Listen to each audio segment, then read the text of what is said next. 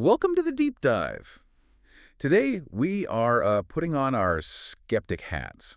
We're diving into one of those gadgets you've probably seen everywhere online, the Qinux BreezaMax, that tiny portable cooler. Yeah, it's hard to miss. Our mission today, really, is to cut through all that flashy marketing. We've all seen the ads, right? Totally. USB powered, small, portable. Usually priced somewhere between, 40 and 80 bucks. Yeah. And the promise is just huge. Cools any room instantly, and it's whisper quiet. It sounds amazing on paper, almost revolutionary for personal cooling. It does. But the real question, especially if you're looking for some actual relief from the heat, is, is this thing the real deal? Or is it just a fancy-looking paperweight? Okay, let's figure out what it actually is, because that seems to be key. Right. Let's unpack this, because honestly, the sources throw up red flags almost immediately, even before you get to how well it works or doesn't work. What's the first thing? The first big one. This exact same product, identical, is sold by tons of different sellers. Always with slightly different names. BreezaCool, Arctic Air thingy, Ah, that old trick. Classic sign of something maybe pushed for quick impulse buys rather than like a solid brand reputation. Exactly. It screens generic Gadget with a marketing blitz. So let's get to the tech. This is where it gets really interesting, I think, because it's not an air conditioner, is it? Despite the marketing language. No, absolutely not. And that's maybe the most crucial point. It's basically just a small evaporative cooler. Like a swan cooler. Yeah, precisely. Think of it as a mini swamp cooler.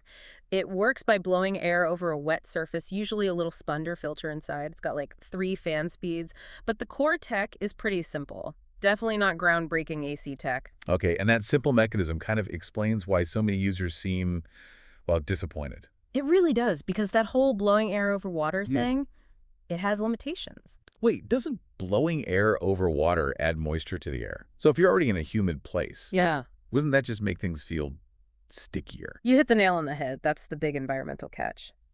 Evaporative cooling only really works well when the air is dry. So that tiny cooling effect people report, and it is tiny, maybe a couple of degrees, right in front of the fan. Literally just right in the direct path of the air. Yeah, exactly. That minimal effect. It pretty much only happens in dry climates. Arizona, maybe parts of California. So if you live somewhere humid, say Florida or the UK in summer, the sources basically say it's just pushing warm, damp air around, no real cooling relief. Pretty much, yeah. Yeah. Which brings us to that claim of instant cooling. Yeah. It's misleading. How so? The coolness you feel instantly, that's just the breeze effect. Air moving across your skin always feels cooler. That's simple convection. Right, like any fan does. Exactly. A real air conditioner actually lowers the air temperature in the room. This thing just creates a localized breeze that feels cool on your skin. Big difference. It's not climate control. It's just air movement. Okay, what about the last big claim? Whisper quiet. That's important if you want to use it while sleeping. Yeah, well, the reviews tend to disagree there too. Quite a few users mentioned noticeable fan noise. Really? Even on lower settings? Especially when you crank it up to the highest setting, trying to get any cooling effect out of it.